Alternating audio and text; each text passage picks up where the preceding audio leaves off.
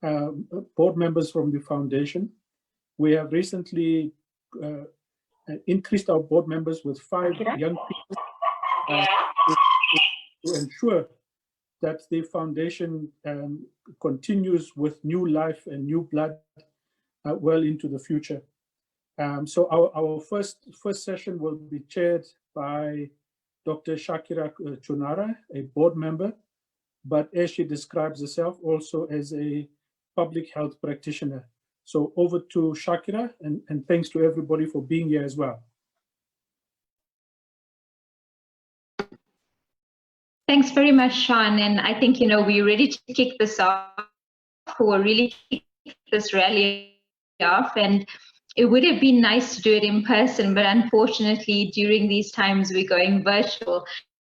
We have a whopping 166 participants checking in. I think that's absolutely incredible for a Friday evening, but I think it's even more incredible because we're at a juncture in our history or a pandemic where there's immense human suffering and there's immense global suffering, yet we're seeing corruption, which before the pandemic has really begun to fester a lot more. So to kick off this rally, we have a list of interesting, exciting speakers for the next 2 hours or so. And I think these speakers, the best way to describe them is that each of them in their own rights have really been on the front lines on many issues, social justice issues, but particularly anti-corruption. Before we start, and this is always the boring bit, if you kick off a webinar or rally, is you have to do all the boring bits and talk about the logistics. Unfortunately, because of the scale of this rally, not everyone will be able to mute and unmute themselves, but you will be able to interact with us through the chat box. So please feel free to post your comments, thoughts, suggestions on the chat box. Do catch us on social media, Twitter, Facebook, Instagram. The Katharada Foundation is there as well. And finally, you could use the reaction buttons to also chip in or post a reaction as as the different speakers take us through this evening. I think we have to start off the first segment, individuals who will really kick off this discussion. And I'd like to hand over to Derek Hanekom, the former Minister of Tourism, but I think also in his own right, he's stood up to corruption in so many different ways, in so many different spaces. And Derek, personally, I follow you on Twitter and I see how much of flack you get for everything you stand up against. So I think it's fitting for you, as also the chairperson of the foundation, foundation's board, to really kick us off this evening.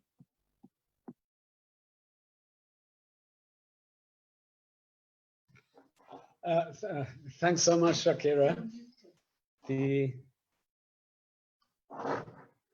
Thanks so much, Shakira. Can you hear me? Well, thank you. I mean, yes, we can hear you well. Thank you. I mean, it's quite clear that the foundation has made a very conscious effort and a completely uncompromising one to bring in young leaders, and you are one of them, and you really make us immensely proud, and you give us confidence in our future. But just for those few words, let me add to what Sean has already said, welcoming you all and thanking you for joining us on this virtual rally, as we are calling it. Today, as you know, is the 21st of August, and on this day, 91 years ago, our great struggle stalwart Ahmed Katharada would have turned 91 years. During his last few years, he spent his birthdays engaging young people, both about the past and the present, about the history of apartheid and the struggle to defeat it, and the responsibilities we carry today to defend our democracy and all our hard-fought for gains. Kathy is no longer with us. It is up to us now, and we must think very carefully about what responsibility to our democracy means in the current context. This year, we lost the last of the Rivonia trialists, Andrew Mlangeni and Dennis Goldberg. They, together with Katharada in their final years, were unequivocal about challenging state capture and corruption, something which threatens the very fabric of our society. Today, we look up to their ethical leadership as we find ourselves in the midst of a pandemic and economic crisis. It was their moral guidance that was drawn on and echoed in a recent statement against COVID-19 corruption issued by the SACC and several foundations. We know that millions of South Africans strongly support the sentiment and the calls made in that statement. It comes at a time when more than 12,000 people have died in our country from this dreadful COVID-19 virus.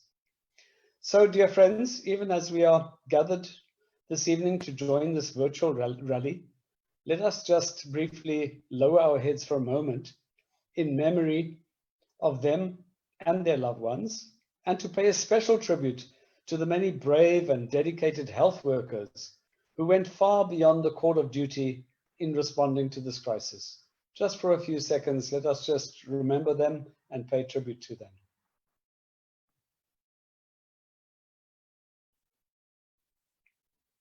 Thank you. But of course, it also comes at a time when, sadly, moral conscience seems to be in short supply where it matters most, amongst those who wield power, who control resources, and those chasing business opportunities purely to satisfy their own greed, rather than to provide essential services to those who are in dire need. Sadly, we live in a period where money set aside to save lives is looted by political and business elites without a flicker of conscience, where even food parcels for the hungry become bargaining chips for local political thugs. Of course, thankfully, this is not the whole story. There are countless inspiring examples of selflessness and generosity, including among many councillors.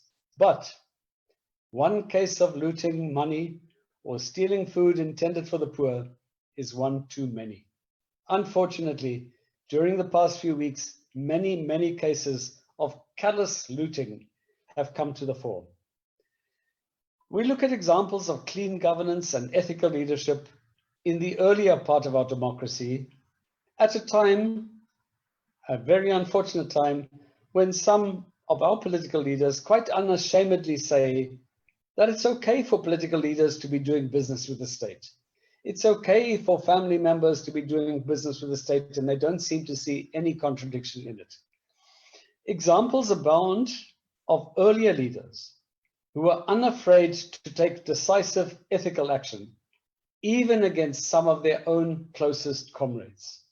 This stands in sharp contrast to some recent decisions taken to reinstate in office people facing very serious corruption charges.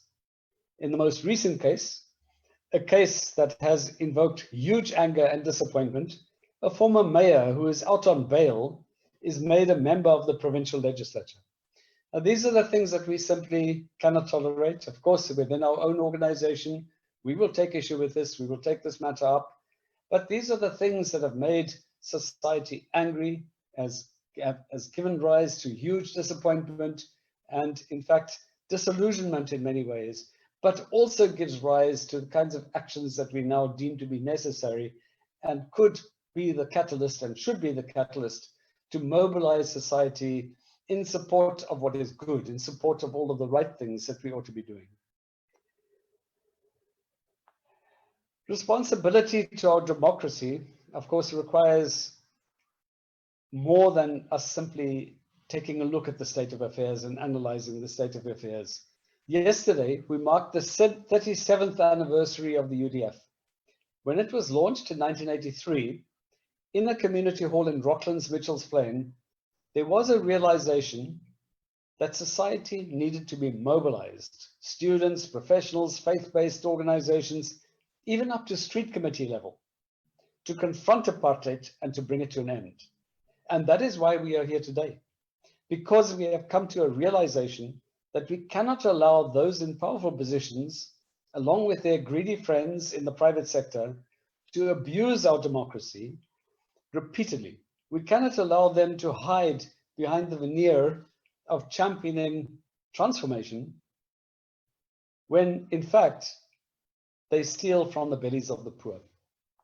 We are here because we want those in authority to know that we will not sit by idly looking on as the looters feast. We will no longer accept excuses about why the crooks are not being promptly investigated and prosecuted. I think we should immediately say, however, that we welcome the recent announcements of the SIU and the Hawks arresting people. We really welcome that, and we're seeing the kinds of actions that we've been waiting to see for a long time. And of course, we have to welcome it. But we are here because each of us, as organizations and individuals, are committing in some way to confront this COVID-19 corruption and indeed all forms of corruption. We are here because we know that the pandemic, with all the hardship and tragedy that comes with it, also offers us the opportunity to reshape society for the better. And our failure to do so, our failure to seize these opportunities, will further entrench the massive inequalities we have in our society. At the end of August, the Katharada Foundation and a range of organizations will be calling for a weekend of action to responsibly demonstrate anger against COVID-19 corruption. We should start thinking creatively about what we can do to support this call under current COVID-19 conditions. There are ideas of yard pickets where you can organize people in your street to stand at their homes with their placards against corruption, carcades and orange mask Fridays to symbolize the orange uniforms that COVID-19 looters should be wearing. Organizations with skills in procurement monitoring in particular, are being requested to volunteer their time to analyze COVID-19 contracts that have been made public. Simultaneously, those who offer whistleblower support are encouraged to offer their assistance as calls for whistleblowers to come forward intensify. Details of the weekend of action will be shared in the coming days, and we urge all of you to be part of the action. Finally, we are here today, members of the public, civil society, business, labor, and faith-based sector, because we want to honor the covenant we take as active citizens to guard this democracy and fulfill our responsibility to it. We are here today on Ahmed Katharada's 91st birth anniversary because we are committed to continuing that generation's legacy of ethical leadership and ethical citizenship. As Archbishop Desmond Tutu said, the price of freedom is eternal vigilance. We are here today to exercise that vigilance. Thank you, Shakira, and I'm handing over to you now. Thanks so much, Derek. And I think everyone listening in, it was such a bittersweet moment as we reflected a little bit on Uncle Kathy's legacy, but also where is it that we're trying to go and what when we don't have those moral and ethical principles. And one example is the impact on people going hungry in this country. And on that note, I want to hand over to Joni Fredericks from Cape Town, I believe. She's been really a driving force, especially during this pandemic, in putting nutrition at the very center of our efforts, and possibly this could be long lasting. Again, even this and many other elements of society are threatened by corruption.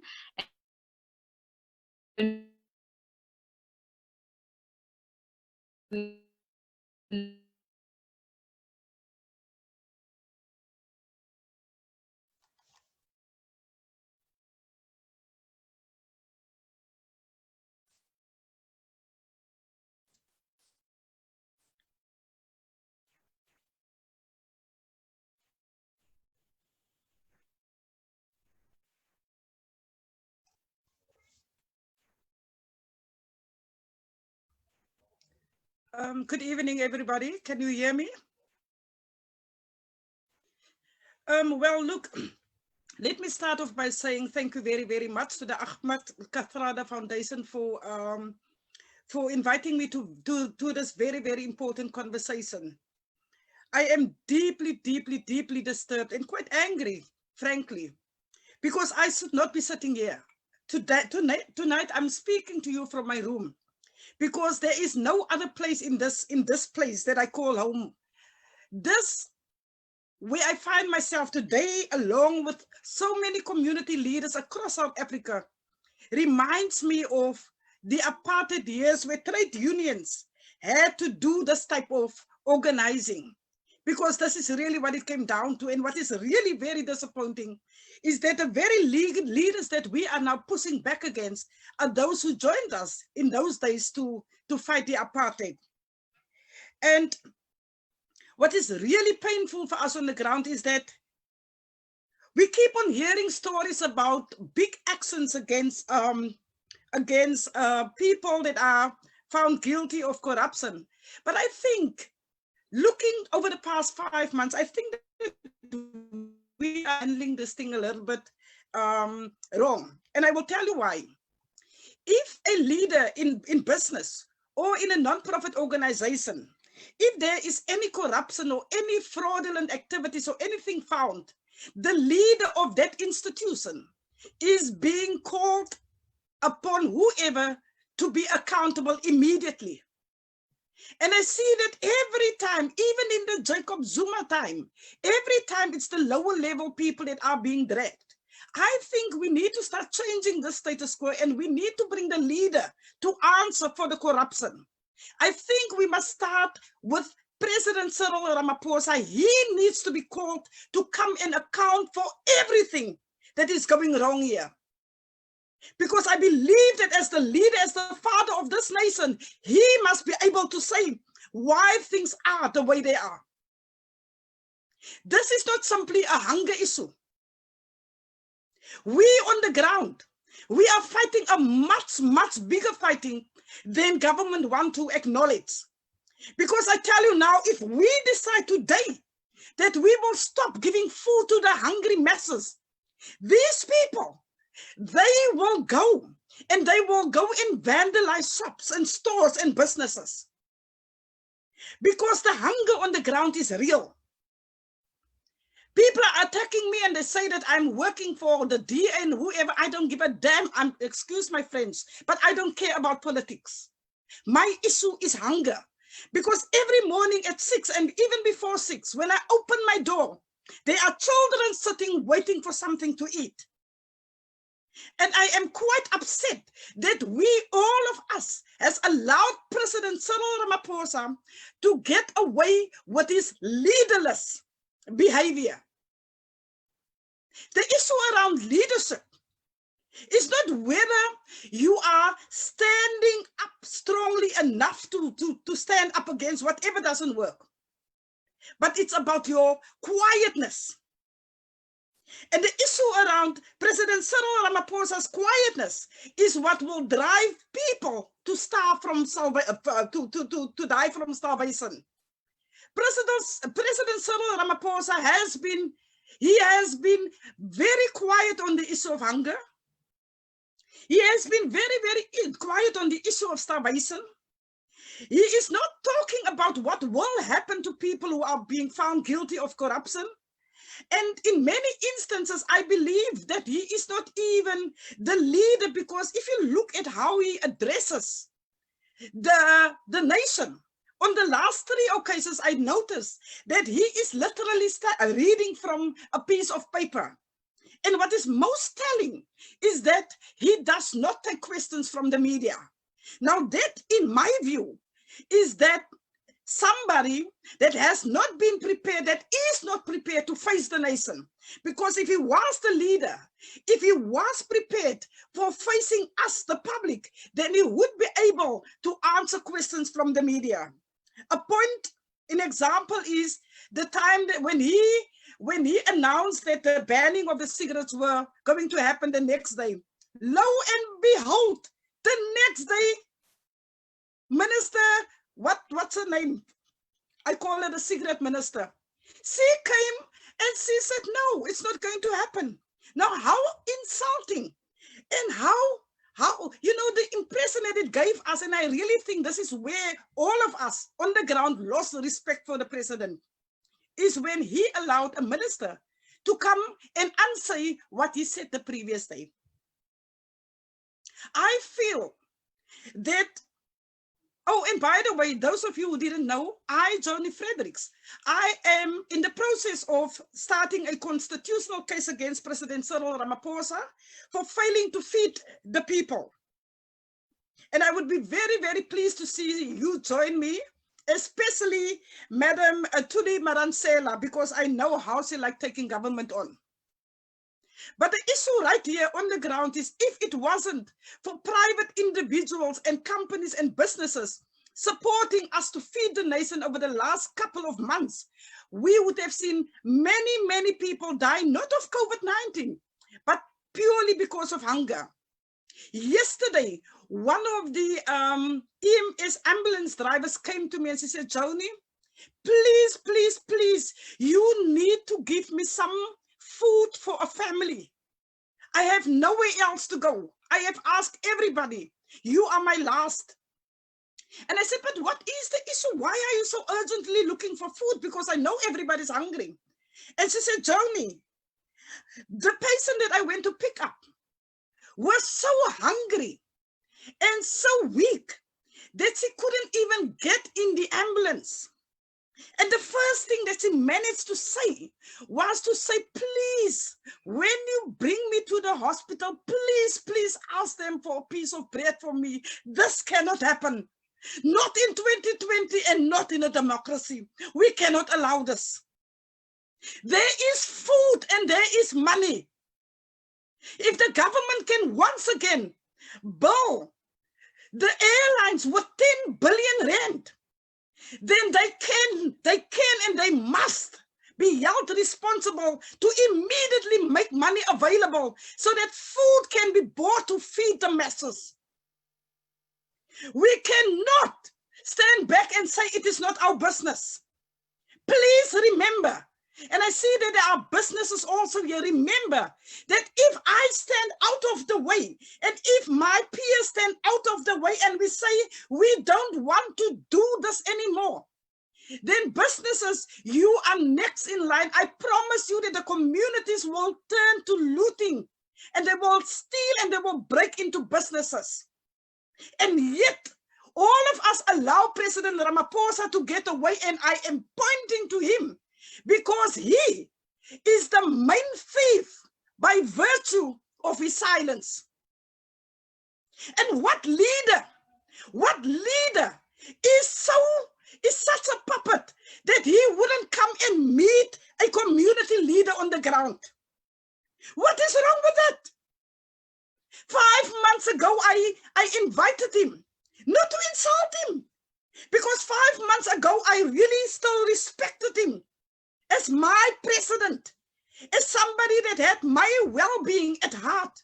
When he said, please, people, go into your homes, stay there while I look out for you, and I will get things in place. Lo and behold, after that lockdown, that initial period of lockdown, the extended period of lockdown, we came out only to find government running all over the show, trying to put field hospitals and things in place. What were they busy doing those first 21 days? They weren't busy putting things in place. So the question is, what were they busy doing? So I'm not going to go much deeper into this, but all I want to say is that I am calling on this foundation to take a stance and publicly denounce President Ramaphosa's lack of leadership, because the buck stops with him. It is not enough to say that he has not been caught with his fingers in the cookie jar. It is not enough. He must come in account, and he must say why those who has been stealing has not already sent off to somebody other prison. And he must make available money to the people so that they can eat immediately. Thank you. Joni, I think that really hits the nail on the head. And if that's not a rude awakening to everyone listening in, then nothing else is. on that note, and building on what Joni said, I think it's utterly disgraceful that so much has been allocated to preparing the front line. Yet at the very beginning of the pandemic, there were people, medical professionals, who did not have access to PPE and had to buy their own. Again, I think that's disgraceful. And to really take us into that discussion and what corruption has meant specifically during this pandemic is Professor Billy Ramakgopa, who's the HOD of Chris Hani Baragwana. Billy, over to you for approximately 4 to 5 minutes. All right, thank you very much. Good evening, comrades, colleagues, and fellow citizens. The Strategic Dialogue Group, that I'm part of the leadership of, is totally in support of this campaign and all its objectives. And we believe that at this very critical moment, we must all stand up and be counted. We cannot afford to be passengers whilst our country is burning.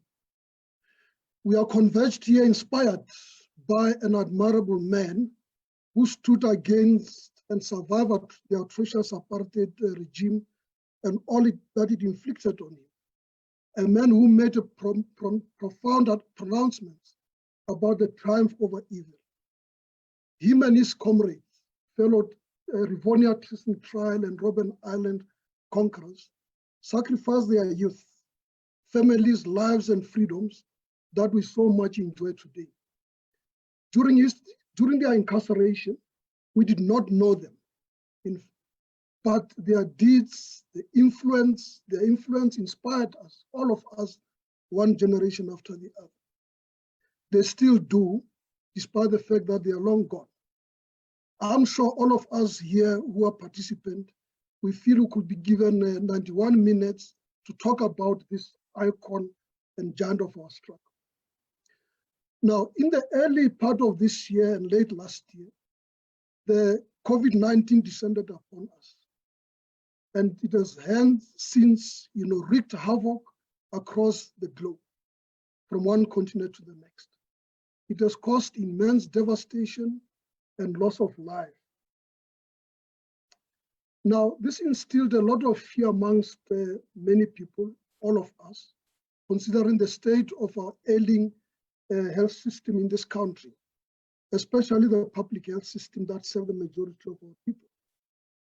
It was during that time that President Ramaphosa stood up, demonstrated leadership and statesmanship and rallied all of us. And we were all very proud, motivated us, guided us on how to deal with the pandemic.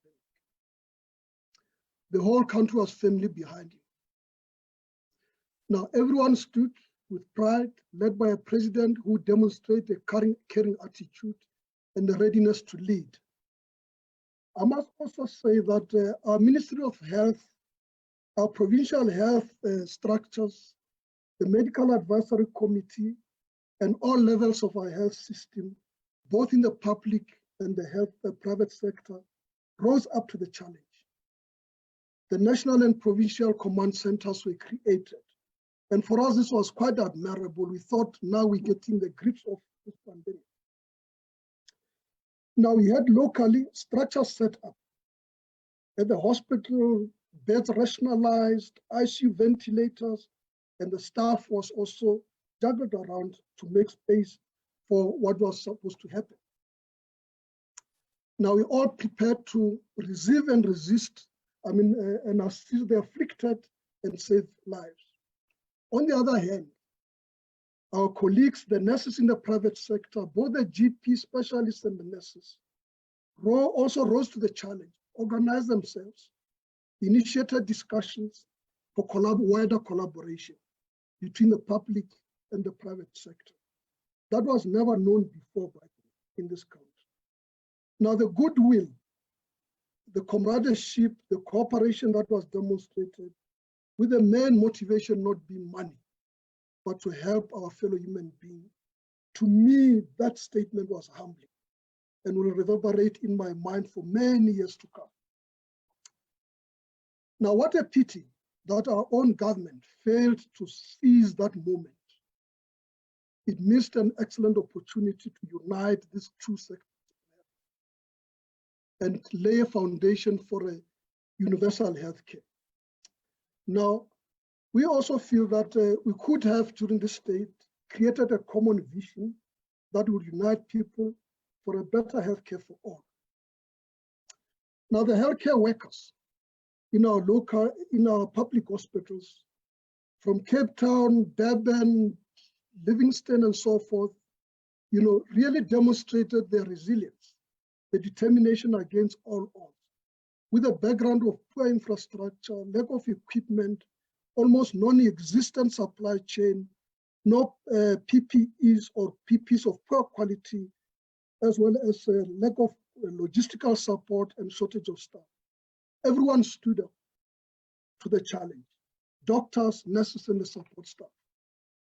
We have witnessed doctors and nurses pushing stretchers and wheelchairs, through cold hospital corridors, mopping up the wards in the theaters in the absence of cleaners and porters because of lack of staff. The often depressed mood in these health facilities was elevated because everyone was ready to fight this COVID-19 virus, with a desire to soldier on. Academics, on the other hand, and researchers also stepped up. Adverts, about the initiative for the vaccine to fight the virus, UCT research on the diabetes and COVID, Dr.